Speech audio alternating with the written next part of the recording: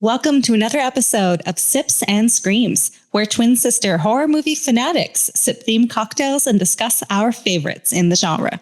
Today, we are going back to 2005 to discuss The Skeleton Key, written by E. Ron Kruger and directed by Ian Softley, and starring Kate Hudson, or should I say, Caroliiiine.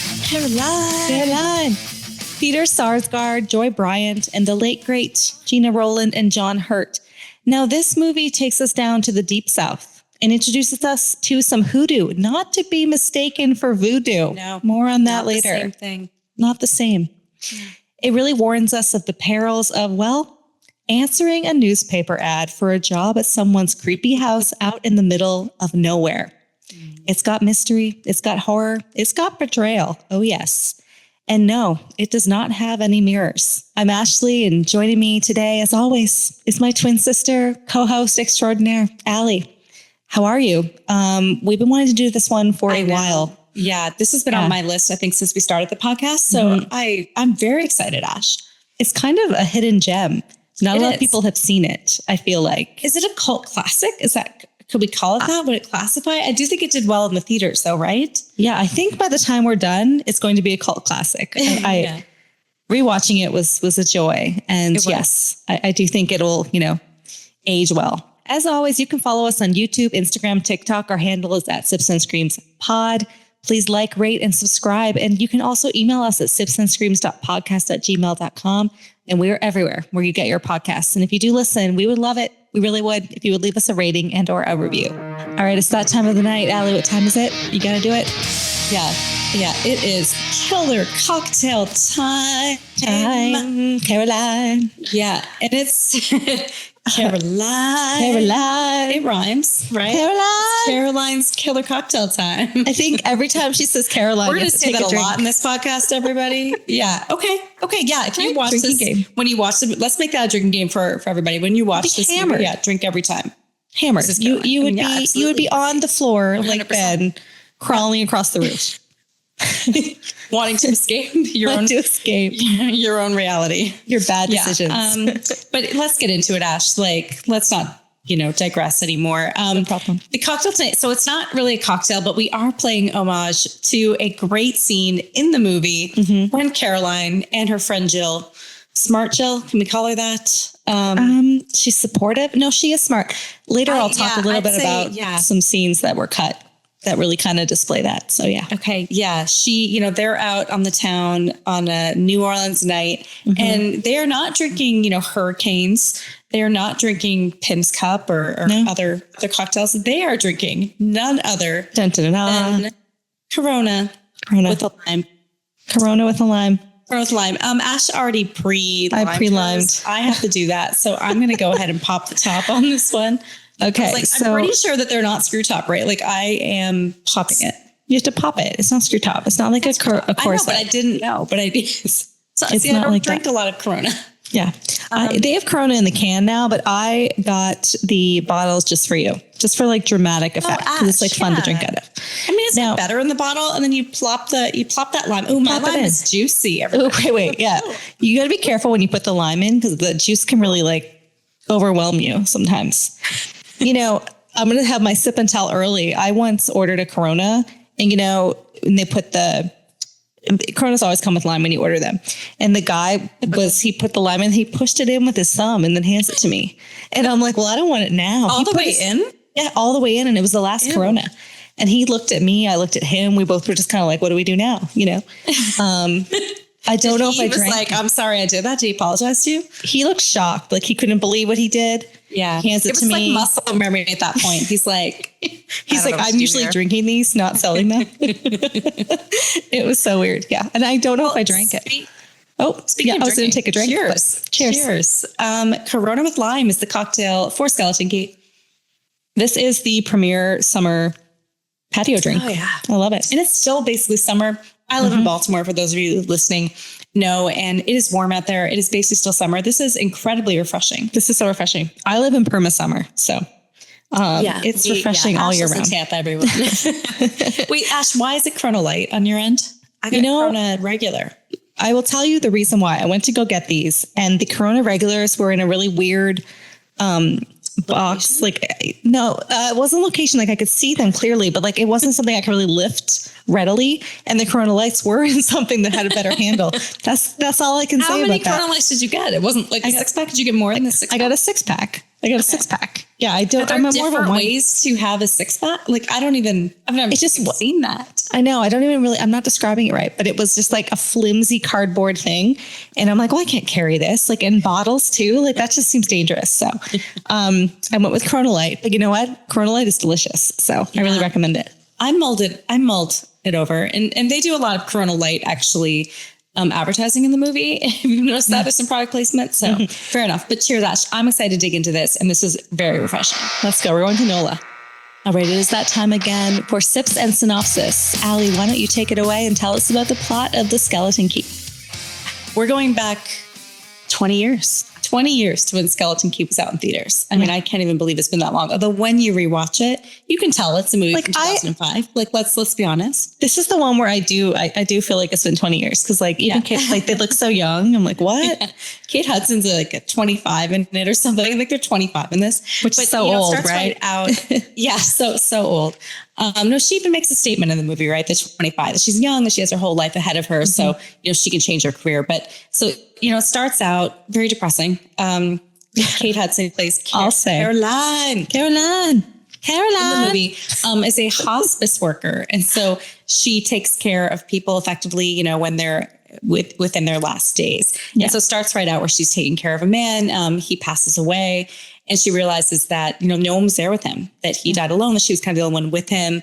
And this hospice care place just immediately gets rid of all this stuff. And so it's very impersonal. And so that has an impact on her, right? And it's reminding of her of, we don't know it yet, but we'll learn later of her own dead father situation. Drink. Her father, dead father drink. And it's so sad. Well, I didn't even drink it here. Let me drink it. When they go out, it's like Soylent Green. Have you seen the movie Soylent Green? You know what? Actually, I haven't seen it, but I know the movie Soylent Green. Okay, so there's a scene. I swear they're like, maybe I should have saved this for cliches and ripoffs. But at the end, when they're just dumping all their belongings in the trash bin, it's like John, blah, blah, blah, like no one's coming to pick it up. It reminded me of Soylent Green. If you see Soylent Green is People. It's this futuristic movie, and it's from the 70s. So like, if you haven't seen it, maybe it's the 60s. I don't know. Heston's in it, and at the end, you find out that they're in this futuristic world, and basically these older people are going to like kill themselves, and they're turning them in. Yeah, they're turning them into this Soylent Green that they're feeding the people because there's like a lack of resources. But it reminded me of that because they're just kind of like shipping them in. Anyway, it got real dark. This got real dark. It did. They're not eating people. Skeleton Key is not about eating people. But they're like recycling the people. Like they go to the hospice, the nursing home, and then they just put all their stuff. All right. They put all their stuff.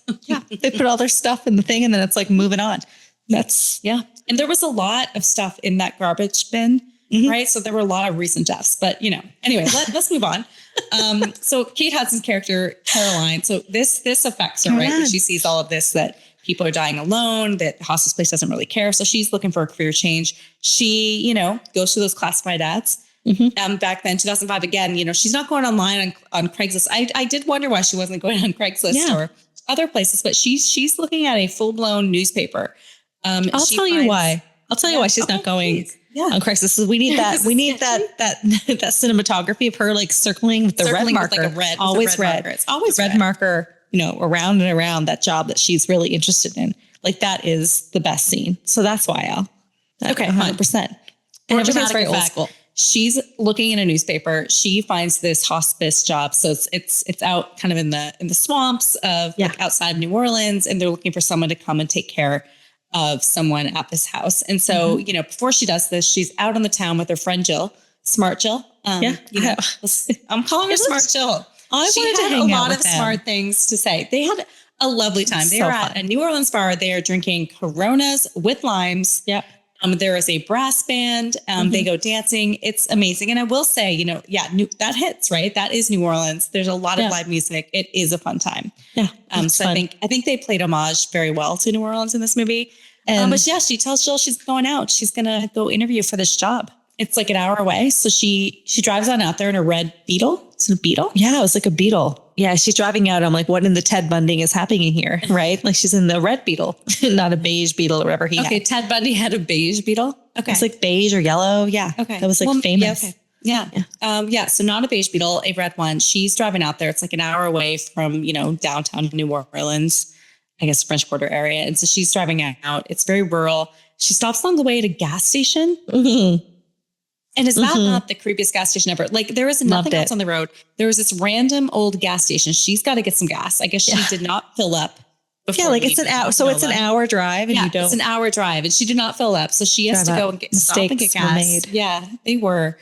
Place doesn't even look open, because she managed to fill her tank. I guess so she goes in to pay and again, no one's around. Yeah. But it does, offer for, I think, some great creepy moments to set up a scene. She's hearing a record playing. Yep. She's startled by a blind older woman holding a baby. Yeah. I don't know what that was. Was she blind? She was blind. Yeah. I believe she was blind. If not blind, some pretty severe glaucoma. Yeah. Her eyes are in the back of her head. Her eyes are all white. Maybe it's glaucoma. Yeah. But it was, maybe. Let's just say this. I don't think she could see very well. Yeah. I don't think she could see. She could see very well. But yeah. And then, this other gentleman is there just eating oysters and just a lot of interesting things happening in this gas station. She pays and leaves. But again, it's setting the tone that, she's not in Kansas anymore. She's left the city and she's out in the swamps of the bayou. But yeah, so she goes to the plantation house. And again, arriving in a lot of these places where there's not a lot going on. It's very, very alone, very creepy. No one's even there. She pulls up to this plantation house. I mean, it honestly looks I know it's supposed to look creepy. Kind of looked a little beautiful to me too. Oh, I had it written down. It looks like Michael Myers' house in the bayou. Kind of. Michael Myers. It was giving maybe Michael Myers. I liked it. Okay, maybe it was nostalgia. Yeah, it was for you. I think that's what it was. It's almost Halloween. You're like, Michael? A little bit. Caroline? I'm he's coming home. So Caroline arrives. She's at the plantation house. Again, no one answers the door, but it's open. It's... As it always is. It's always open. There's always a rocking chair that's seemingly moving on its own. She goes on in. Again, some creepy clown-like statue in the corner. Was it a clown? It almost was like a clown. I mean, it reminded me of a clown. But with the rosy cheeks and everything, but I know it wasn't a clown. It was like an olden time, woman. Yeah, but it reminded me of, it sort of startled me for a moment. It reminded me of a clown. Allie thinks it's a clown in the doorway. It's not a clown, but it reminded me of one. Of a clown, yeah. Yeah. I don't know. It did kind of look clownish, didn't it? It did. It looks a little clownish. Standing there on its own. Walking through. Yeah, exactly. Yeah. Standing on its own. Like the gates of hell. Yeah, like the gates of hell. I mean, this house is almost like walking in through the gates of hell, I'd say, right? Yeah, I mean, you don't know all the details yet, but I'd say when you're walking through, it's really setting the stage for that. It's hell-like, right? Yes, agree. Yeah. Yeah. So she goes on through, eventually she finds someone, this house. She just walks. So Caroline's just walking through this empty house, by the way. She goes back and she meets Luke. Oh, Luke. Peter Sarsgaard's character. Southern gentleman? Yeah, Southern gentleman lawyer. He's a lawyer. He's got that Southern accent. He's a lawyer. Yeah. Yeah. In quotation. Yeah, but exactly. We can use quotations on that for those who've seen it. Again, if you're listening to this podcast, you probably Don't worry about it. Don't worry about it. Yeah, but you don't have to worry about it. It's all going to make sense in a few minutes. He's the lawyer, and he's the estate lawyer, we learn. He's the one that placed the classified ad. Yeah. Because the older couple, Violet, played by the amazing Gina Rowlands in this movie, and her husband, who's recently had a stroke, Ben, played by John Hurt. So yeah, she can't take care of him anymore. She needs some help, and that's why they placed that classified ad. And Caroline answered it. Yeah, she did. Yeah, drove right on out there. She did. And so it's interesting. I think, Luke is happy she's there. Violet does not seem to be that happy that Caroline's there, right? She's very skeptical. She's not going to take care of the house. Doesn't like her tattoos. Doesn't like her tattoos. She does not like that she doesn't have a Southern accent, but she's not actually from New Orleans originally. We learned that she's grew up in New Jersey. But yeah, eventually, she learns that Ben, Violet's husband, Ben, who's in a wheelchair, had a stroke that hurt both sides. So yeah, he's paralyzed on both sides. And where did he have the stroke out? That's a very key. Yeah, he had the stroke component in the attic. We learned as well. So I guess Ben was just up there in that attic and had a stroke that paralyzed him on both sides. Yeah. Did not die though, still alive. But obviously cannot walk on his own. Quality of life is poor. It is poor. Yeah. But yeah, so, despite the fact that Violet doesn't seem to like Caroliine very much. And, they know that all the prior people who worked there, they all left. So Luke tries to kind of smooth things over and convince Caroliine to take the job. And she does. And I think part of the motivation is, so we touched on it, that her father had passed away and they didn't have the best relationship. Because you're like, why would she stay here? Like, this just doesn't look like a good situation. The owner doesn't even like her. But she does have this kind of bleeding heart, right? Yeah, for older people. She works at a hospice and her father passed away. So I think I actually like how they did that backstory, because it made you feel for her and it made sense why she would put up with everything. Yeah, no, it does. Exactly. Because she felt compelled to sort of make up for what she didn't do with her father. Exactly. So now Caroline's moving in. So it's a live-in situation, taking care of Ben, 24/7. She doesn't have to do housework though, Ash. No housework. That's clear. Just taking care of Ben. So she moves in, she's moving all her stuff in. She pulls out that, dead dad picture. That's prominently displayed in her room. Again, right. Dead dad drink. Dead father drink. Yeah. Mm-hmm. Yeah. Always dead parent. But as she's moving in, I think it's something that's really interesting. She's sort of immediately noticing there are no mirrors in this house. No, not a one. Not in her room. Not anywhere throughout the house. Nope. But yeah, so she, she's moved in. She lets Violet know. She goes to check on Ben. I think that's the reason she's there. Ben's listening to a record. There's some records playing throughout this movie. We will learn more about them as the movie progresses. We're learning that Ben can't really speak or move that much. No. Right. But it's, there's all these moments throughout the movie. And I think it's, it starts right here. Ben grabs her arm pretty forcefully. It almost seems like he's trying to speak to Caroliine. Yeah. Yeah. But it non-verbally. Non-verbal. But when things like that happen, Violet always seems to come in right away and sort of stop it, right? And tells her there's other reasons for that Ben has tremors and things like that. So, and also, Ben needs his pills twice a day, morning and evening. He gets his remedy. He's, relatively drugged up. So now that, Caroline's moved in, she's checked on Ben. Violet's giving her a tour of the house, which has 32 rooms in all, we learn. 32? Big 32 rooms in this house is what she tells her. We also learned that Violet and Ben moved in 62. 1962. So they bought the house from a brother and sister that had lived there when they inherited the house from their parents. So that's kind of a key point. And we noticed that in the living room, Violet keeps a picture of these kids when they were kids in the living room. So she has a picture of the red flag.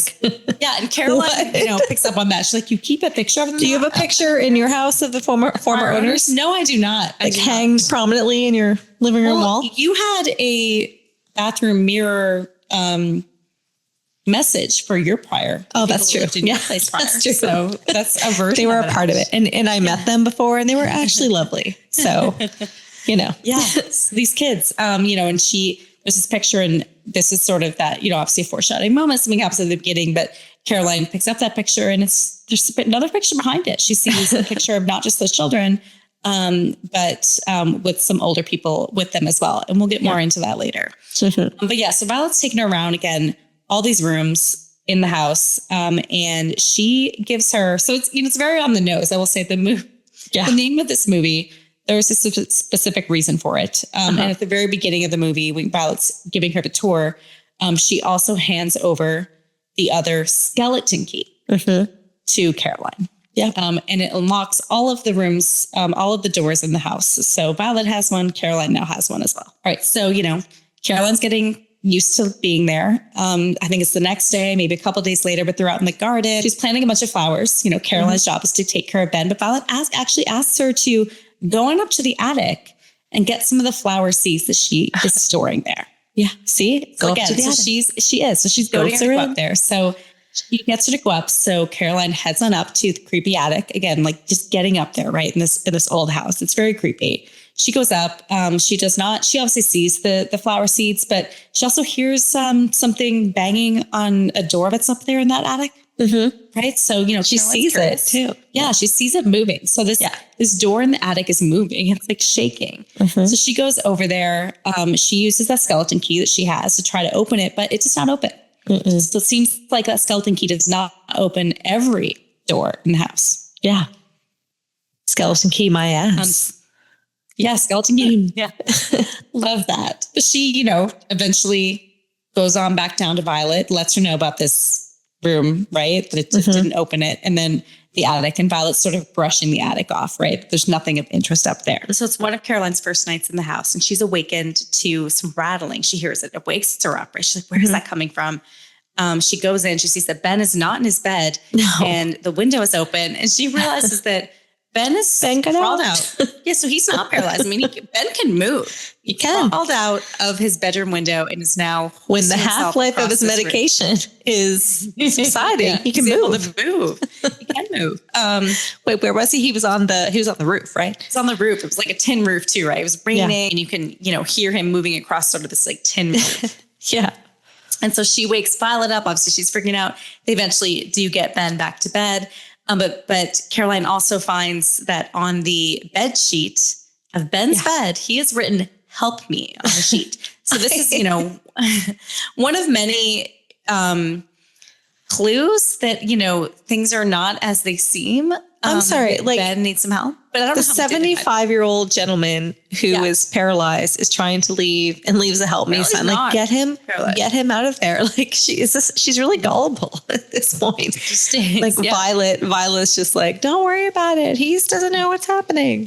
No, I think he does. He's pretty cognizant at that point. Yeah. Yeah. But she, one thing Caroline does do is she takes that sheet as like evidence, and she hides it. Right. So she's at least starting to get skeptical of Ash, though, because the next time Luke is there, which I think is, the next day or shortly thereafter, she tries to show Luke this sheet. Right. And so she's like, something's going on. It feels like Ben's trying to communicate with me and like, look at the sheet. But when she goes in to get that sheet that's in her bedroom, there is no message of help me on it. So I have a question. Could there be a worse place for her to hide that sheet? Because she put it like in with the other like towels and sheets. Like, there were better places to hide it. She put it in her suitcase. It was her suitcase in that thing? Yeah, her suitcase. Oh, okay. She put the sheet in the suitcase. So it was in a specific place. Okay, well, still, she knew where it was. They figured it out. Yeah, she had a specific spot for it. But yeah, so, Luke sort of, kind of listening to her. He's kind of being like a shoulder to cry on. Kind of. To a certain extent, but also, trying to tell her that like some of this like maybe in her head, right? But now, that's very typical. Again, I know it is so typical. But, Caroline, her curiosity, I'd say, is getting the best of her at this point, right? Yeah. She's back up in the attic. She's convinced that she can get into that room that was shaking earlier. Mm-hmm. She actually figures out that there was a piece missing in the lock, I guess. There was like a little piece in it that had broken off from a prior skeleton key. Mm-hmm. She's able to get that out and get into the room. Mm-hmm. And she finds just a lot of stuff in there. It's vibes, and heels and whatnot in jars of chalk. There are books that look like they're things of recipes, spells. You name something like witchy, like hoodoo-y, I guess, like anything looks like, I don't know, like spells and stuff. It's in there. A lot. It's in there. It's in there. Yeah. You'll find it in this room. It is a vibe. Brick it's dust. Kind of cool. Yeah. Brick dust, which we'll learn. Would you spend the night in that attic room? 100%. Yeah. Yeah. I would like to do a seance up there. Yeah. Yeah. I say that now all confidently. I don't know if I was like in an abandoned house in Southern Louisiana, if I would, but yeah. Right now, Al, me and you here right now drinking these Coronas. Yeah, I would. Yeah, I would. Like half a Corona in. Absolutely. 100%. I would. 100%. I think my like reasons, I'm only going to want to stay there more. Yeah. Give me 2 Coronas. I'm like, sure. Like, absolutely, I will. Let's do this. So Caroline eventually does leave the creepy room in the attic, but not without taking something with her. So she actually procures a record from up there from Papa Justify. Again, more on that later. I like your pause. You're like it was Papa Justify. Papa Justify is a really good stage name. Like he had 100%. it, right? Yeah. And he was like recording. like Papa Roach. There's that like music person. Papa Roach is a band, but it's a band. It's one person. Anyway, Papa Roach, not Papa Justify. But both musical, I guess. Papa Justify had this record, and so Caroline's listening to it. Papa Roach wasn't like one guy. It wasn't like his name's Papa Roach. He's up there. It's a band.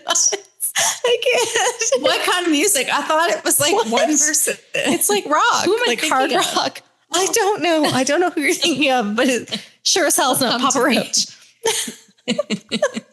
Again, I just don't think I'm the only one that thought that. I don't know who you were thinking. Like, who are you thinking it's up there?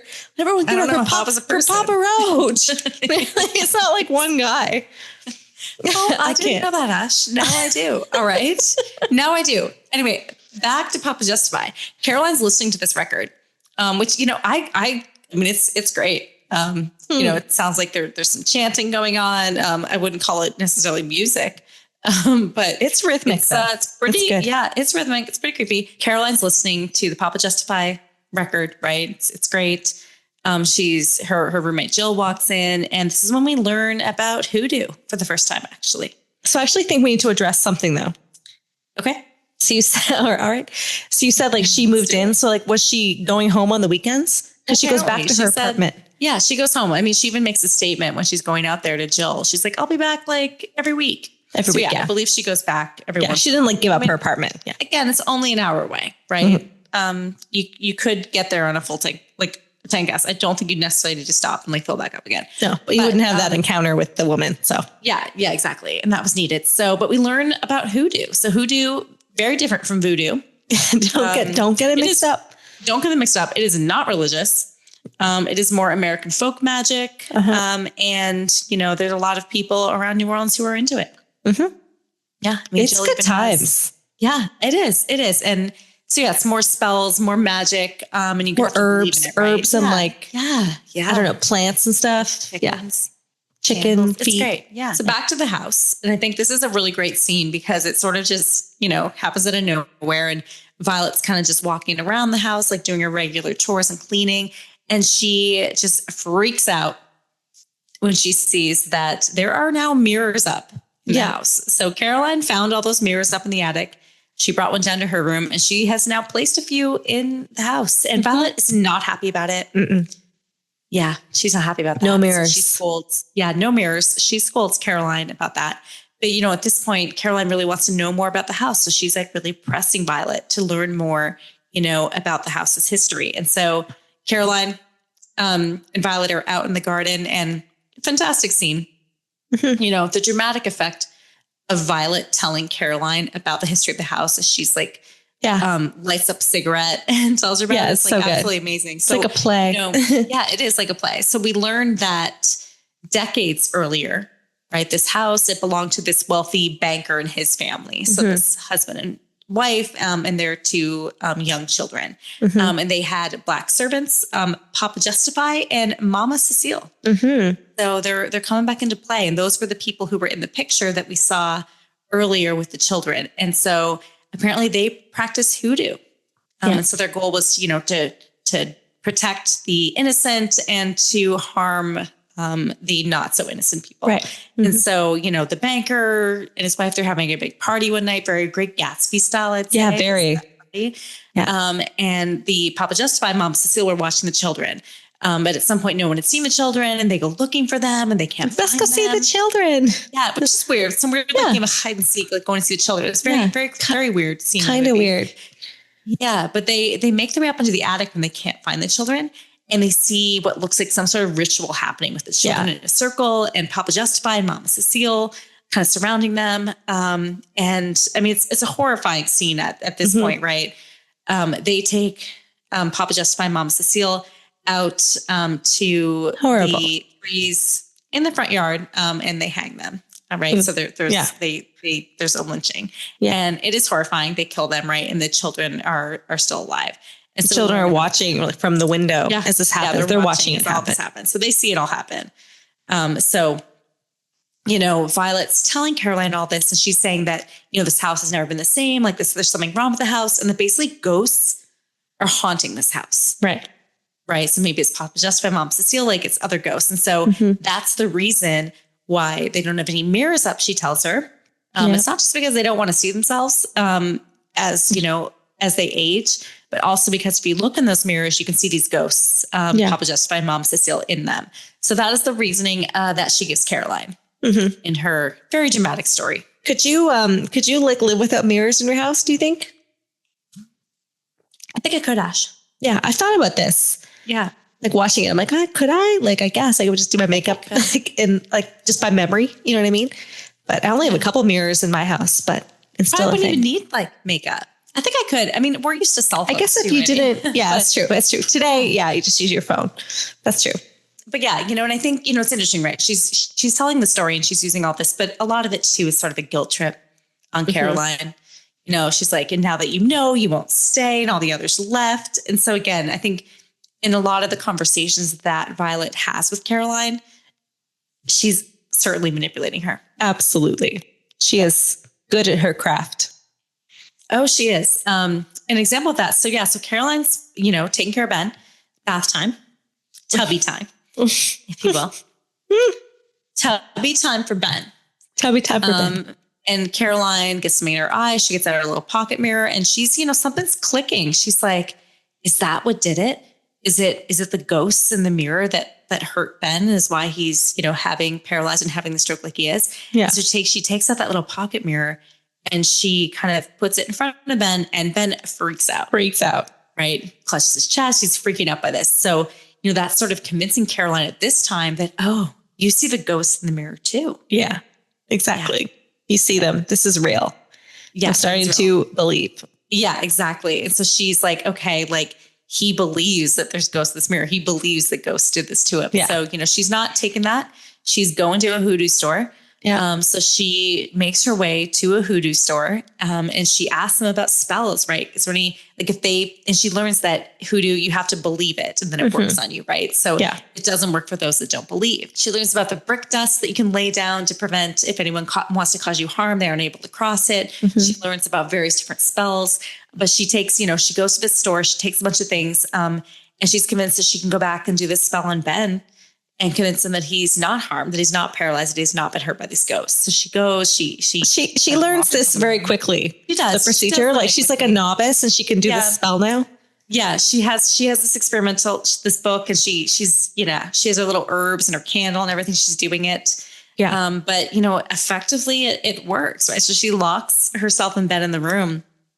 She does the spell on him saying that she can fix him, that she can make him better.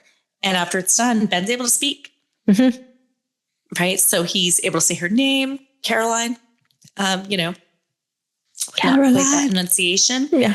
And he effectively tells her that he is scared of Violet. Right. So a lot happens kind of in those few moments after she performs a spell on him. But of course, Violet's able to get in that room. She's very upset at Caroliine for, doing this, disrupting Ben. Yeah. So she kind of sends her away, right? And tells her she does not have to take care of him again. But again, planting the seed, Ben has been all along, but he continues to plant the seed that Violet is out to harm him. And he's trying, it really seems at this point, he's trying to warn Caroliine. So, at this point, she saw their spell work. She saw that Ben was trying to warn her about Violet. So Caroliine calls her buddy, Luke, the lawyer, right? Kind of telling him about this. That she thinks Violet's trying to harm Ben, that she's using spells on him to make him convinced that he's paralyzed. Yeah. So at first, Luke is listening to her, right? But it really seems like he's trying to kind of convince her otherwise. Yeah. He's trying to tell her not to get caught up in the hoodoo and everything. So one thing that Caroliine, really wants to do is she talks to Luke. She's like, she wants to meet the person that quit before her. So they actually go and visit this woman. And she tells her that, she thinks that all the hoodoo stuff is kind of crazy. Don't get caught up in it. But we also learn through that conversation that the children that, sold the house. I mean, obviously they grew up and then they sold the house to Violet and Ben, that they actually died of strokes, right? So things are kind of starting to click for Caroliine that, maybe it is ghosts, maybe it is Violet, maybe something is happening and it's causing these strokes. Right. And again, she takes this opportunity. She goes back to they're driving past. She's like, I've been to that gas station. She goes back to that gas station because she remembered that first time when she was there was that record playing, and she's heard that again. She heard that Papa Justify record. So she goes back in.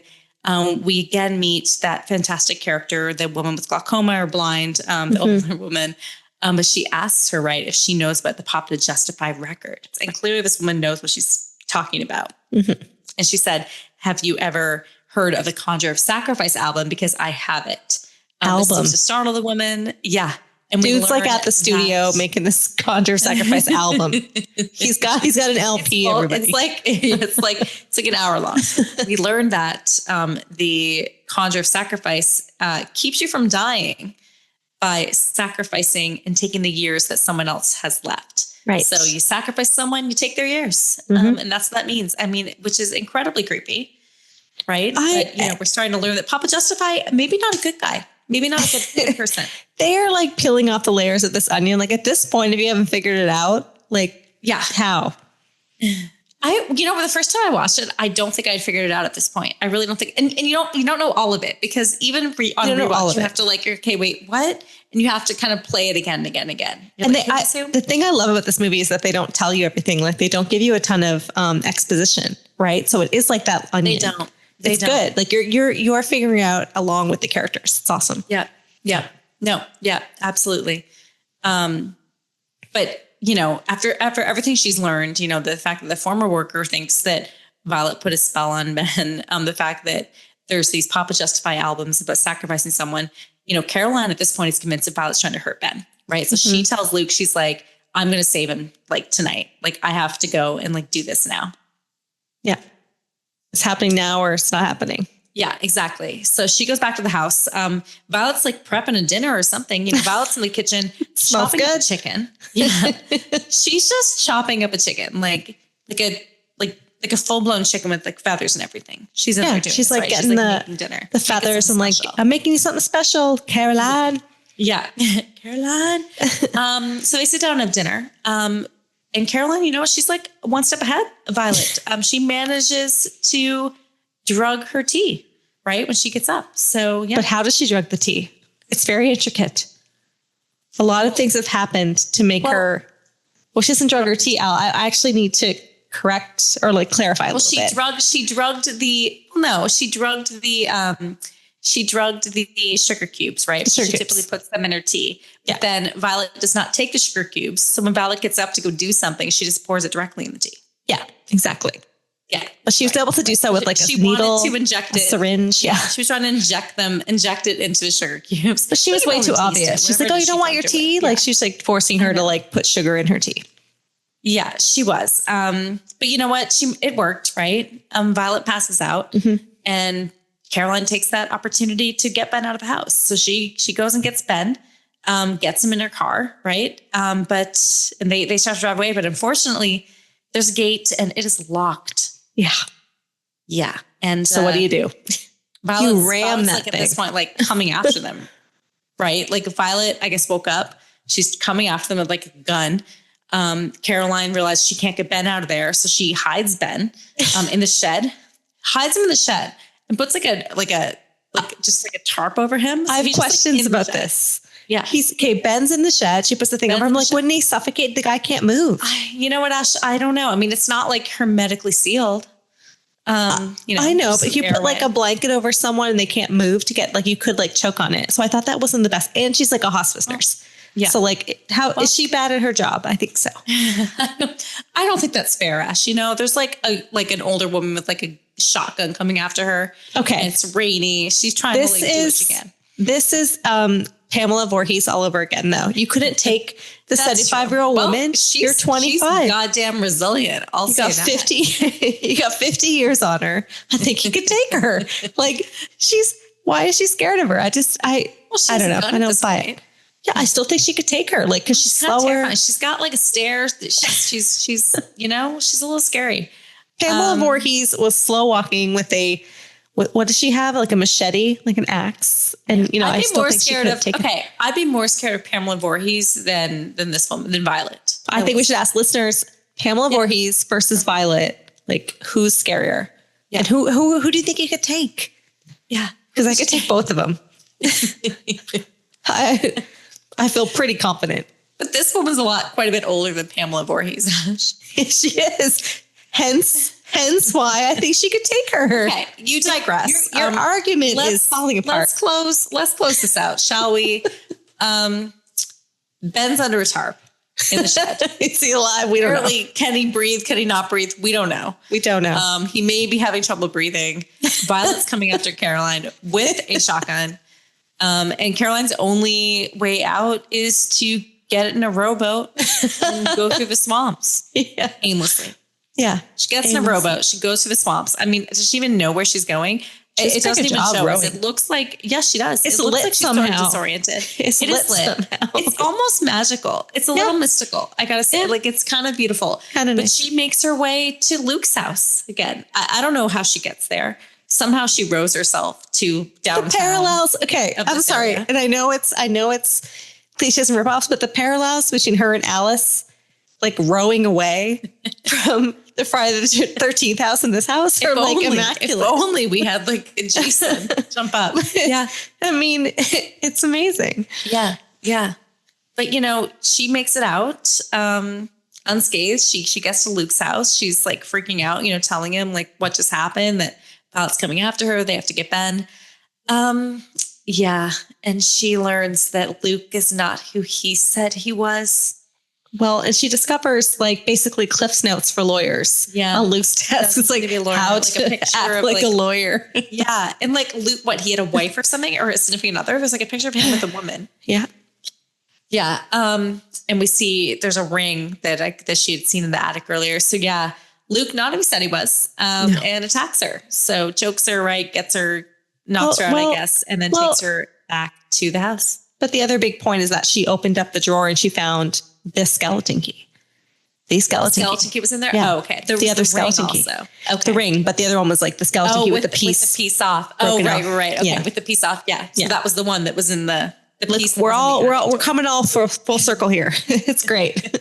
Yeah. It's all happening. Not a good guy. Definitely has an allegiance to Violet, not to Caroline. She thought he was her friend. So yeah, the way he was flirting with Violet at the beginning, though, like I am not surprised. Like he was flirting with her. He was absolutely flirting with her. And you know what? Violet, he was flirting with Violet. Yeah. He was flirting with Violet at the beginning. Okay. Yeah. Yeah. Okay. And she was kind of flirting back. She was jealous, but Violet was jealous of Luke's interaction with Caroline. Yeah, right? She was. Yeah. He goes into the one where she's like the young people. It's all going to make sense in like it will make a couple sense. Minutes. Right. So Luke has Caroline, kidnaps her, brings her back to the house. She's not going down without a fight though, right? Like she's able to escape, I guess, from them initially. She's able to get the brick dust and protect various rooms in the house and prevent them from going there. And she, she's fighting, right? So they're looking for her. Eventually, her and Violet are on the stairwell, having a fight. She just like, again, can she take her? Apparently she can. She just like throws Violet over that stair. She has a hard fall. It's a hard Violet fall. It's a hard Violet fall down the stairs. She rolls. She rolls a few times. But we need that because the payoff afterwards. Yeah, it is great. It is great. Is fantastic. Yeah. But Caroline takes this moment. She remembered that there was the protection spell. Yeah. So she's getting herself to the attic and she's gathering up all her materials that she needs. And she's going to perform the protection spell because Caroline thinks that the protection spell will prevent people from hurting her, right? That it'll protect her. Yeah. So she's up in the attic getting all this going. You know what? Violet, she's resilient. She's not dead. She gets herself in that elevator and she takes herself up, right? She gets herself up there.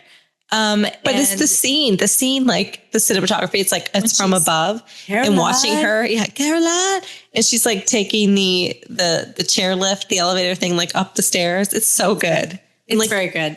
She must have broken both of her legs. And she gets up the attic too. Like, so she does up, like she does that, but that doesn't crawl go up the attic. She gets herself up to the attic. Luke gets himself up there again. So Caroline's trying to perform the protection spell. Violet and Luke are up in the attic. We learned that protection spell is not to protect her, but it's to keep her within the circle. Yeah. So again, at this point, she's full on believing in hoodoo. So Luke and Violet have her where they want her.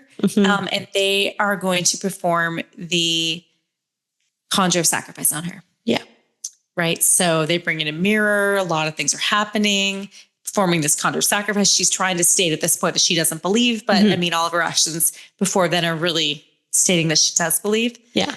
And yeah, a lot of stuff happens. And then she falls to the ground and we learn she wakes up again. Right. So now Like, oh, everything's Caroline, okay. Like, She's good. all right. She's all right. Caroline wakes up. Here's the twist. Yeah. Caroline wakes up, Violet's on the ground, goes over, gets a cigarette. Again, we know that Caroline doesn't smoke, is now speaking in a Southern accent. Yeah. So it looks like the conjure of sacrifice worked. And now Violet is in her body. Yeah.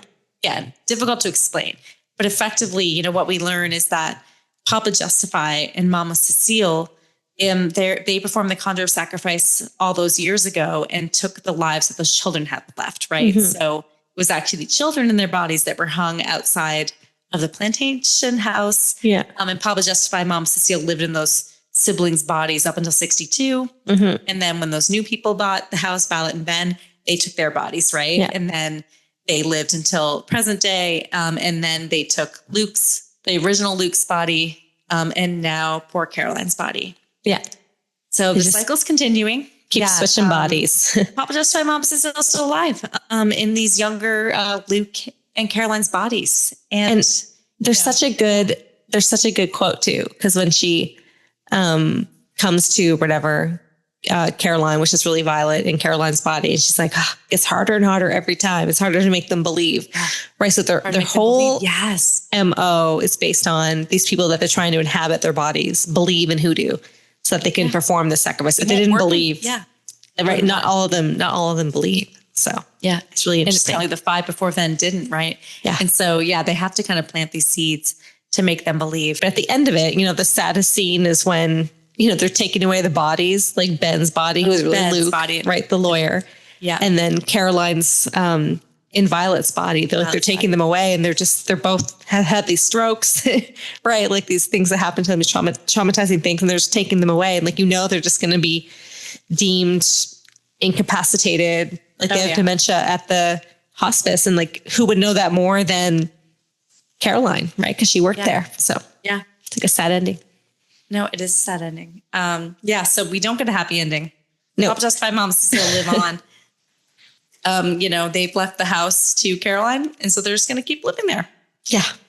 And we see a beautiful picture of the house and of the bayou, but that's it. That is Skeleton Key in all of its glory. All of its haunted glory. What a twist ending. And it does really, rewatching it, I'm like, okay. Great twist. It's kind of obvious. So watching for the first time, like you are kind of shocked at that twist. Yeah. And you leave the theater. You leave the theater. Like we saw it in the theater, right? Yeah. I think we and I saw it together. Yeah. We did. And you leave the theater just being like, what? Like you have to unpack it all. Yeah. You have to think about it too, because of the years, even rewatching it, even explaining it now, I had to like, okay, it was the kids. Papa Justify, Mom Cecile took the kids' bodies. Yeah. Right. And then they lived the 60s. Yeah. Ben and Violet were like a young couple that bought the house. And then from the 7-year-olds. Yeah. They keep switching at like 75 or whatever. Yeah. So they did live like a decent amount of time. But like they're lucky, I think, to get a couple, right? Because they can switch at the same time and get them to believe. Yeah. Like usually it's like one and then the other. So, I mean, Luke was living, not Luke, Ben was living in Luke's body for a while, which is really Papa Justify. Really Papa Justify. Exactly. And they were looking for a girl. So like all the comments on her body and like her, not having tattoos and stuff. It's like, she didn't want to live in that body. So it's just really interesting. Yeah. So a little bit of behind the scenes, we kind of talked about hoodoo versus voodoo, right? So I learned a lot. I thought it was all voodoo. I didn't really know, because I know voodoo is like a big thing in New Orleans, but the hoodoo thing is like more like the folk magic using like the natural elements. So to me, it's more like witchcraft or something. I think it's more aligned with that. And I see you have a little, what's that? A little voodoo doll? What is this? Well, speaking of voodoo, this is a voodoo doll that I bought from a shop. Yeah. In New Orleans. So he's just going to sit here for a bit and we can speak to this more later. Okay. I love it. Like he's really he's got a vibe going on. Yeah. He's looking, it's a little, I love it. Okay. Tell us more about that later. And just some of the other, but kind of behind the scenes, apparently it looks really authentic, right? Like it looks like it was New Orleans, and that was intentional. Originally they were filming in LA, and then Gina Rowlands broke her arm or something. And then Kate Hudson was pregnant. So they had to like delay it all. And then they switched it to Louisiana to make it more authentic. But some of the swamp scenes. They did that though, man. Yeah. I'm like, man, that would have I can't even imagine filming it in LA. Yeah. But I guess even still, some of the swamp scenes were CGI, which kind of makes sense when you look back. Oh, really? Like, okay. Yeah. Her it rowing. It did look and mystical. Like I said, it was very like kind of magical in the swamp. It didn't look super creepy. It looked Al wasn't real. So Kate Hudson was pregnant. So they had to delay it like 5 or 8 months or something. And then she really loved the script. She wanted to do it. So then she gave birth, and she like did some crazy diet of like 3 months and lost like 60 pounds. She looks amazing in this movie. Yeah, right? she does. Yeah. She's like peak Kate Hudson. And then I guess, this is a little in terms of like Kate Hudson, like she read the script right away, like loved it. And she actually wanted to appear really naive to like the hoodoo and the voodoo research. So she felt she didn't like stayed away from any research on it. And then I want to talk about Gina Rowlands. So, late great. She died in 2024, and, she died of Alzheimer's disease. Anyone that kind of knows her body of work, she actually played Allie, the older version of Allie in The Notebook, who had Alzheimer's disease. And so I was like, oh, that's kind of, like coincidental, but I guess her mother had Alzheimer's disease. So she was really familiar with kind of, the disease progression and like what would happen. When she did The Notebook, it was her son who directed it. So that he like casted his mom in it as Allie, and she kind of like was able to play to that experience because of her mother. But then she actually died of Alzheimer's disease. So it's really sad, but she was amazing in this movie and many other movies. She played the villain very well, actually. She's just like, she played that southern charm, like drinking the tea and everything. Oh my goodness. So good. All right. It's time for screamo-meter. Okay. I'm really excited to hear your rating. What have we got for the skeleton key? All right. Screamo-meter for me, skeleton key. And I'm basing it on the rewatch because it's hard to put myself back in 2005 and what I felt when I first watched it. Again, she's really contemplating everybody. I am. I'm giving Skeleton Key on rewatch a 6 out of 10 on the screamo-meter. Oh my 6 out of 10. Goodness. What, is that low? I don't even know what to say to that. We're actually, I'm very dramatic. We're actually diverging quite a bit. Okay.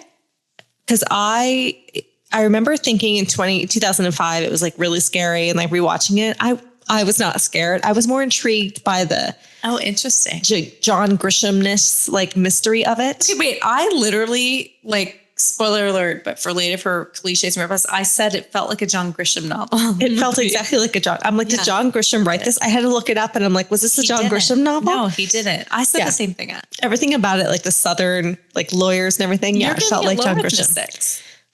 Oh yes. Ash, come on. I wasn't scared. I'm sorry. Like I judge a lot of the things. Voodoo aspect of it, atmosphere. That doesn't scare me. Atmosphere was good. I wasn't scared. Okay. I'll like to say my rating. So my rating for the skeleton key is 3 out of 10. 3. Oh my God. It's a 3 out of 10. Like you gave like, I Know What You Did Last Summer higher. No, I don't think. No, I had to rate it higher than I Know What You Did Last Summer because I gave that 5 out of 10. I was like, no, this was definitely scarier. You gave it You Did Last Summer 5 out of 10? What did I give it? Okay, well, you know what? Lower than that. 3 out of 10. Yeah, 3 out of 10. One of your lowest. Yeah, I didn't find it scary. I loved it. The longer we do this podcast, like you give lower and lower because you were. If those of you have been listening since the beginning, Ash was just like handing out 9s and 8s, like just willy nilly. No, so, okay. 408 is like something can really happen. Not like haunting a hotel room, but like a scary hotel room. Like you could convince someone of like a spell. Yeah. Maybe. You could take psychological control over somebody. Absolutely. There are many other haunted house movies that I find absolutely terrifying. Okay. All right. I agree with you. The haunted house movies are some of the best. Yeah. And this is not one of them for me. Now, that being said, like it's a screamo-meter. I think this movie is fantastic. I love it. That's why we're doing it. I think it's a great movie, a great rewatch. Scary? No, but a good watch. Okay. You should watch it. Right. It's fantastic. You should Especially watch the it. first time Everyone through. should watch it. It's so great. All right, it is time for Sip and Tell, where we discuss our personal experiences related to the content of the skeleton key. And my goodness, I feel like you have a story, you have a little prop. I know. I have Let's a prop. go. So, what is this? Okay. I need so to for those, describe it to people. This is so funny. You need to watch this. Allie is a prop. It's hilarious. Everyone. And it is straight from New Orleans. So, okay, I have to share. So current husband and I have been to New Orleans a few times It's now. like It is Sesame Street. it is really great. It is one of mine and current husband's like favorite cities in the world, right? Yeah. It is a fantastic city. Like obviously the live music is incredible, the culture, the history. But if you want to, you can go into these voodoo shops. I didn't go to a hoodoo shop, but there were many different voodoo shops, and you can buy little things like this guy. He's a little. So I'll describe him because I'm showing my video. But this is it's a little voodoo doll. So it's got like little. He's like a little stuffed voodoo doll. Yeah, he's like it's cozy. Yeah, it's like black fabric. He's got like the little, so it's like cushiony, right? So the idea of voodoo dolls is you can like use it to, I guess, torture people. So you can put needles and stuff in it. So he's like, he's kind of squishy, but he's great. He kind of looks like Pillsbury Doughboy. Pillsbury Doughboy. He does. He's a black Pillsbury Doughboy. Just creepier. He's a creepier version of it. But I love it. So I bought this at a voodoo store in New Orleans. I've also been there and I've gotten tarot readings.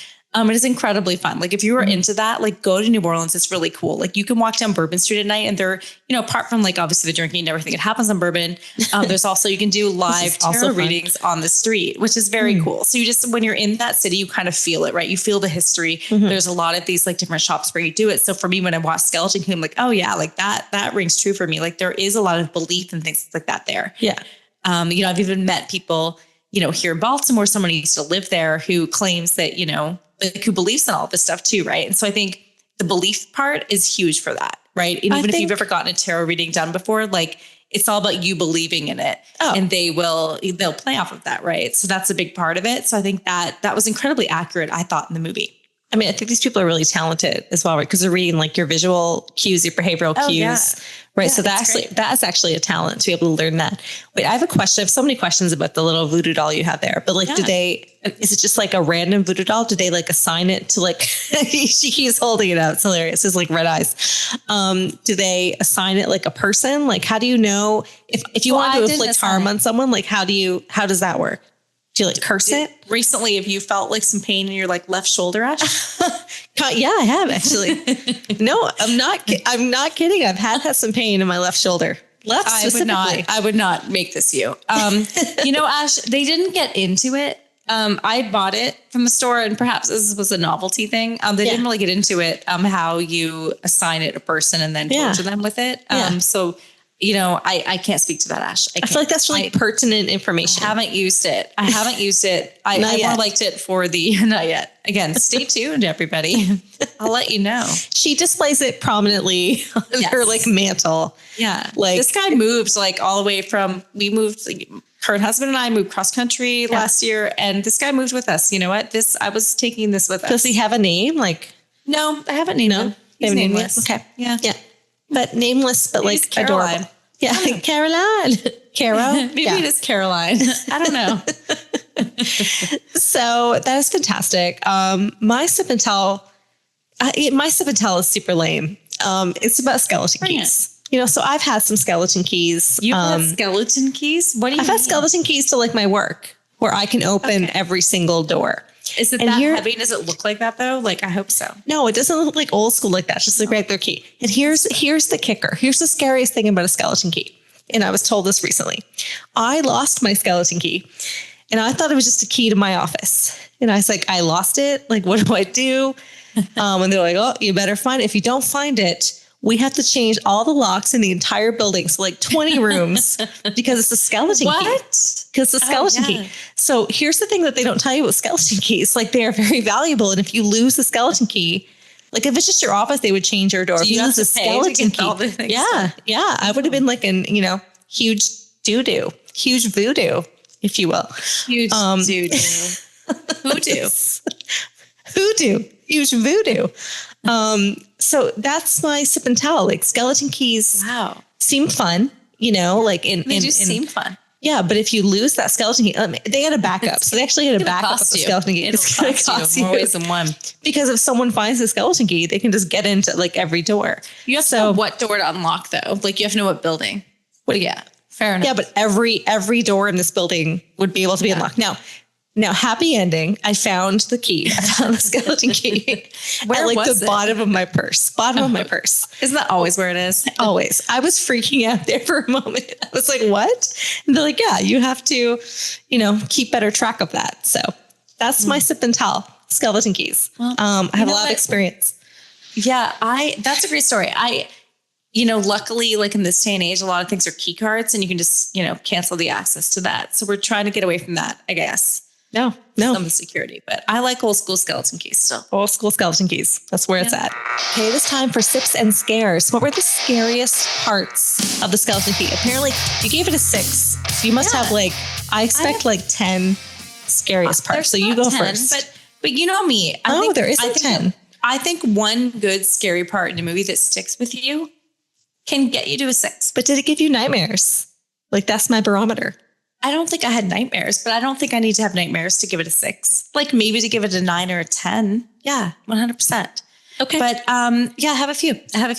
Okay. Let's hear them. Number one, I think the creepiest one was when Caroline is up in the attic. I think it's for the first time. And the attic door shuts behind her. Yeah. That's creepy, right? There's kind of these other forces in the house. I think that was really cool. Number 2, when Caroline But it wasn't other forces in the house. It was just them doing it to scare her.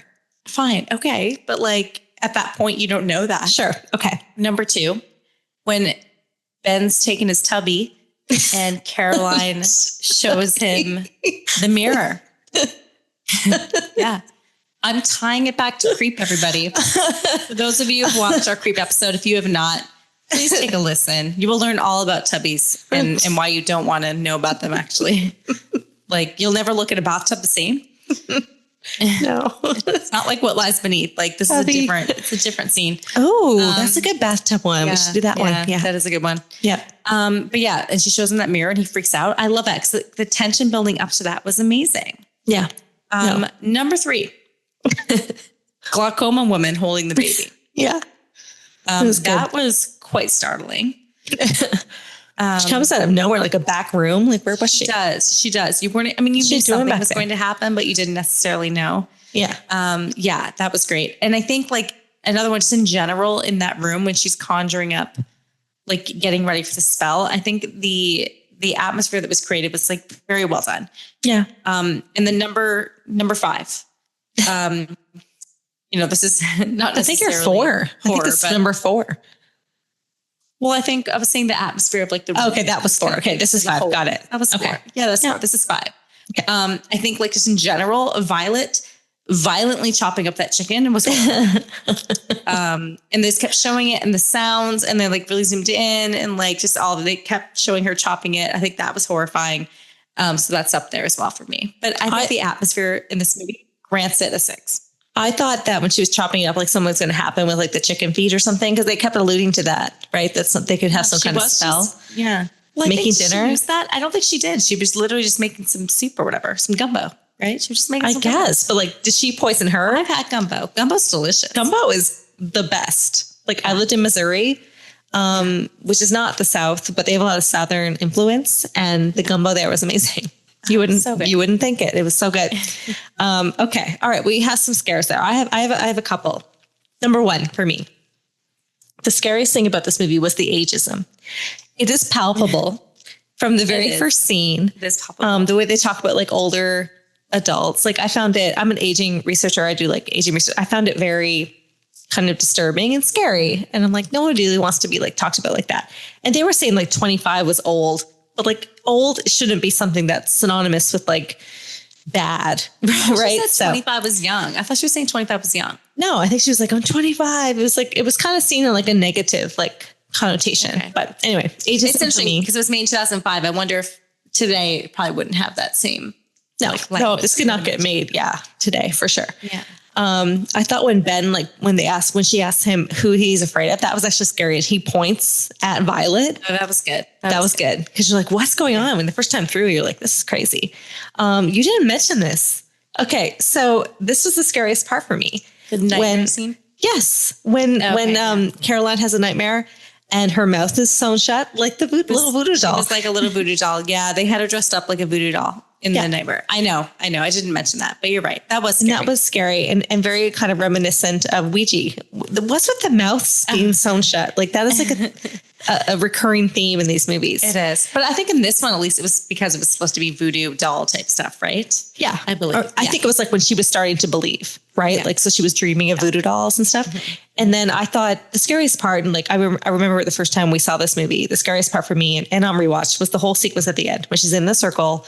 She can't leave. And she's like, I don't believe. And like that whole mirror's coming. Yeah. Her acting's really good. Yeah. And she's seeing the people in the mirror. Like that's like the one like non-cheap thing. She sees Papa Justify and Mama Cecile, right? Yeah. And this was actually done like on a pretty cheap budget, I think. I think they paid mostly for like the actors because they had some big people in it. And she sees them in the mirrors like changing. I thought that was good with the mirror coming towards her. And I thought that was scary. Okay, it's time for cliches and ripoffs. And well, we have some. Some big ones. I don't even know where to start. I feel like. Can I start? I want to build up to it. Well, I know what you're going to say. Okay, I'll just go for it. Get in there. Let me say it. Let me say it. Fine. Because when I watched the movie, I was like, anyway, okay, I digress. Let me start over. I mean, Get Out. Yeah. Get Out. But everybody Get thinks Out this is almost an exact like replica of this movie. And the thing is, so I watched that movie in the theater with current husband. Me too. He hadn't seen Skeleton Key before. So when we watched blown away. Yeah. I mean, 15 minutes in, I knew the movie. I knew the ending because I'm like, oh, I've seen this before. This is Skeleton Key. And it's very, very similar. And so for those of you who watched Get Out and had also seen Skeleton Key, you watched Get Out and you're like, you knew the ending, right? Yeah. And so it was just, again, love Jordan Peele. I thought Get Out was a great movie, but it very much was inspired by, ripped off Skeleton Key, movie that came out like 15 years before it. So I will say, I agree. Like I definitely envisioned the ending. I'm like, this is Skeleton Key, but I knew it. 100%. Skeleton Key was like spiritual with the hoodoo. Yeah. Get Out was science, right? Yeah. Science in quotation marks, right? So I guess that was the one thing and people were bidding on them. So it was a little more and it was a little more out in the open where the Skeleton Key wasn't. But yeah, definitely drew on it. But I guess they've done interviews with him and he said like it wasn't based on that. It was based on some other movies. And Get Out overall, I think is a better movie. Like it's a really good movie. It's like funny well and it's very really well done. So yeah, Get Out. Skeleton Key walked so Get Out could run for sure. Yeah. Absolutely. Texas Chainsaw Massacre. Texas Chainsaw Massacre. When she goes up to that gas station, like that whole scene was very Texas Chainsaw. I mean, but that's been done in so many movies. The gas station drop, it was well done. You want to? I gave it a 3. I thought that was really well done. We talked about John Grisham. The whole thing to me felt like a book. I was actually surprised this wasn't a book. It was a screenplay. It wasn't based on a book, but I thought it was like really, really good. Southern, because it's really funny actually. So I wrote down, it kind of reminded me of a John Grisham book as well. Yeah. Yeah. And I'm like, oh, it's because it's the Southern lawyer. It was that Luke character. Luke just stepped straight out of a John Grisham novel, and you're like, is this a John Grisham movie? Yeah. Because that's what it feels like. It felt like, what's the one with Matthew McConaughey? What's that one?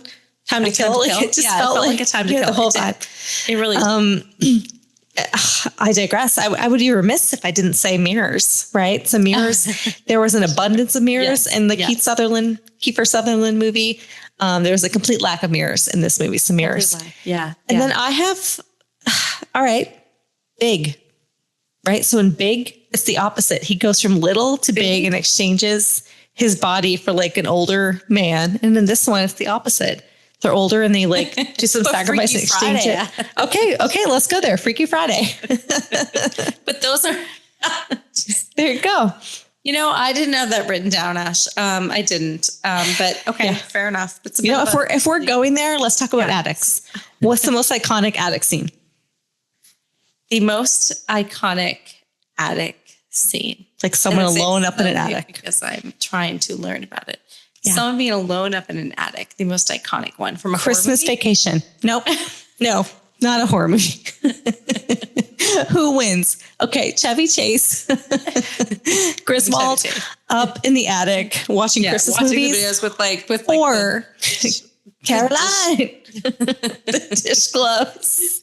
I think actually we should do this podcast. Okay, yeah, sips and screens, but also like Christmas movies. I think we have to do some Christmas movies, I think not we should necessarily do horror. Lampoons and some other ones. I mean, we did Christmas horror ones last year with horror heads, which was a ton of fun. Yeah, maybe we just like branch out this Christmas and we do a Christmas movie. Just a couple. We'll think of a fun. I have one more serious one. Is it Poltergeist? I can go back to that. So it's not Poltergeist. Is it Saved by the Bell? Fit Pet Cemetery in there. It's not Saved by the Bell. It's not Poltergeist. It's not Pet Cemetery. It's a recent one. And I'm not saying it's a cliche ripoff. I'd say it's more inspired by, but Sinners. So Sinners was one of the biggest, I'm going to put this in quotation marks, horror. Again, for those of you who can't see me, I'm using quotation marks around horror movie of the year. But they use hoodoo in that. So hoodoo is a big part of that one. Right. And so I thought, and that was like back in time. So when I watched Sinners, I thought about the skeleton key. All right, it is time for alternate endings. Drum roll, please. I feel like we haven't. I'm like telling you, there's no Santa Claus. I feel. Is there none? There has to be someone. No, there isn't. I swear. No, Ash. What? I don't think you looked hard enough. I did a deep dive. So there aren't alternate endings, but there's deleted scenes. Okay. So can we talk about that, perhaps? Yes, please. No alternate endings. It was very definitive. And it kind of makes sense. If you have one of these like really good twist endings, it makes sense. But there are a ton of deleted scenes. You can watch them on YouTube. And they're good, actually. I think the movie was pretty long, right? It was like an hour and 30 or something. Like it was decent. But they cut all the fat. I wouldn't call that long. Okay, for a horror movie, it's kind of long, but yeah. All right. Okay, so they had like a different opening. I like the opening we got, but I guess the original one, it was like more creepy. It was the opening song, and it was her narrating the novel, whatever she was reading to the man that was dying. The novel was Treasure Island. Treasure Island. It was Treasure Island. Treasure Island, yeah. Yeah, so she's narrating Treasure Island, and the guy dies. And then there's this whole scene where she goes on the streetcar and she sees like a child placing flowers in someone's grave. I don't know if that's just supposed to show her like empathy or... Yeah, just kind of her. I think it's like supposed to show her empathy. And then there's a bunch of scenes with her roommate because we don't get a lot of her roommate, right, Joy Bryant? Jill's only in, I think, like three scenes or something. Her stuff was cut, I guess. So there's all this stuff where she's leaving. Caroliine's leaving and she's telling her like the ground rules, like you can't have glass in my room and like all this stuff. And then the night where they go out, there's this whole, which makes sense actually. And it's kind of weird that they cut it. There's this whole other scene where they're going out and they go to like a gospel church, not like a nightclub, but like there's some kind of event happening and they go in there and Caroliine seems like drawn to it. She's like kind of believing and they're doing like these rituals. Starting to convince her. Yeah. Oh, that actually would have been a good scene to keep in. And this woman comes and like, they do some kind of spell like she does with the water and the herbs and they put it on some woman and the woman comes and like spits in her face. And she's like, oh, and then she leaves and then they're in the car. And again, what's her roommate's name again? What's her name? Jill. Jill's like, she's like, what was that? Caroline's like, what was that? And Jill's like, what do you mean? She's like, what was that? And she's like, listen, like she's basically telling her not to believe and to stay out of the attic. Right. So yeah, Jill's the one telling her like, you're ridiculous. She's the smart one. That's what I'm saying. Yeah. She was trying to tell her to like, don't mess with it. But Caroline was starting to believe and actually, I don't think they should have cut that because it kind of shows more like the progression, which I thought was really good. And then there's just another one where there's like a few other scenes with her with the lawyer, with Luke, where he's like just kind of asking her more questions about what happened with Ben when like Ben grabbed her hand and stuff. So it just gives you a little more. I think the other stuff he could have left out, but I thought the one with the roommate, they should have left in. I agree. I completely agree with that because the transition of her from her not believing to believing happened pretty quick. Yeah. Right. And so, yeah, I completely agree. Yeah. So yeah, no alternate endings, but some deleted scenes I think provided some context and I don't know, 7 minutes. You could have left it at 1 hour and 37 rather than 1 hour and 30. Like what's the harm in that? All right. It is time for the villain. Allie, who's the villain of this movie? I think you have strong opinions. You gave it a 6. Who's the villain? I did give it a 6. Well, I'll tell you who it's not. It's not Jill. No, Jill's amazing. Jill is not the villain of this movie. You know, I'm going to take a play out of your book, Ash. The villain of this movie is curiosity. Oh, You know, yes. curiosity brought her up to that attic and made her Curiosity go back killed the and go cat, didn't it? into that, exactly. Go into that room. Curiosity is the reason she went to the hoodoo place. You know, curiosity is the reason why she kept wondering why Ben was the way he was. So yeah, curiosity, villain of this movie that caused poor Caroliine to meet her demise. Her demise. Right? Yeah. Her It's demise. I mean, she's not dead, but she's incapacitated. She's lost like 50 years of her life. So Yes. Yeah. Yeah. It's a drink. Okay, I love that. I'm going to do you one better. Oh God. The Okay. villain. Now, I need to preface this by saying these people were trying to hire a hospice worker, right? So they were constantly putting ads in the paper. So the villain of this movie is the paper printing these ads. If they never printed these ads, Who runs the classifieds? yeah, who This runs is the Craigslist all over again. Craigslist all over again. Who is going and like checking up on these things? They're just printing them willy-nilly, right? They're sending And like, people. there's been 5 people who like quit already. This is creep all over again, right? These people are allowed to post these things and they're just like killing people. Yeah. So to me, if there was no ad in the paper, there'd be no She wouldn't know body how. switching. Yeah, they'd have to go into town and do it. And they'd have to, what cover would you use? You know, they're going out to the bars being like, hey, We like didn't know what. drugging people. Yeah. I feel like Luke. Okay, but I feel like if they were This was a long play. It was a long play. It was like weeks but and once weeks. Ben was in the body of like Luke, he could have gone to a downtown NOLA bar and like chatted with Caroliine. He could have. We would have to convince her about the spell thing. Like they would have a different MO. They'd have to come up with a different story. No, you're right. You're right. Yeah, it'd be very different. Got it done though. You know what I mean? Like I do. Peter I think it Skarsgård could have happened. I mean, he was reading like lawyering for idiots, like, basically. I thought that was such a nice touch. It's like how to convince people you're a lawyer. Lawyering 101. It was so good. All right, we're moving on to sips and simmering questions. So sometimes we pose questions to the audience, to our listeners, to see kind of what they think, some polls, rather than asking them for questions. And we have a good one this week. And Allie's going to share it with us. We do. The one we asked all of our followers on social was, it was a great would you rather. So we're gonna share their responses and we're gonna give what our answers would be. So would you rather know the spooky truth or stay clueless? And interesting enough, it was a 50-50 split on socials for that. So half of people, they want to know what's going on and half of the people want to stay clueless. And I think that's interesting because I'm curious what we both will say. For me, Ash, 100%, I would need to know the truth. I would be Carolining it up. Like I would want to know. I would be in that circle. I would be doing it. I would be in that circle doing the protection spell. Like that would be me. 100% would need to know. Wouldn't be able to sleep in there without knowing. Yeah, definitely would need to know. What about you? Okay, so that's a really interesting perspective for me. It's gonna be 50-50. I'm thinking of her, because I'm thinking of her motivation. She wanted money, right? She needed money. She also had a calling to help older people, right? So I think if you're actually going there, like your motivation is for the job and for, all the fulfillment that you'll get from like doing the job. So I think all the other stuff is kind of fluff. I think you would block it out. Doing the job? Yeah, the fulfillment that you get from like taking care of people. Yeah. I mean, that's like people that do hospice work and nurses and things like that. I mean, there's a huge, they're like heroes, right? So I think you get fulfillment from that. I think you kind of block out some of the other noise. So yeah, I think that, I don't know. In terms of like her character. Clueless and just like focus on the job.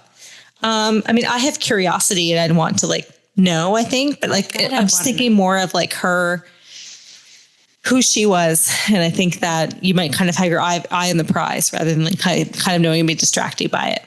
Yeah. So like you would just willingly those records are playing and you're like, that's fine. Like you see a picture of Mama Cecile and Papa Justify in the living room. Like, it's cool. The brick dust. Listen, I'll house, do and like you're seances like up in your bathroom sometimes when we do those. So like I'm very curious. I'm just kind of playing devil's advocate here of like what I think, kind of her motivation. Like if I was in that spot, maybe I wouldn't necessarily go and try to, find out the truth. I have some other sips and simmerings. A couple. Okay. Why in the world? This is why I felt like a John Grisham movie for me. Why was Caroliiiine so trusting of the lawyer guy immediately? Oh God, I don't know. Because they were the same age. Like it was the ageism to me was like annoying because like they go in like, oh, like she doesn't know anything.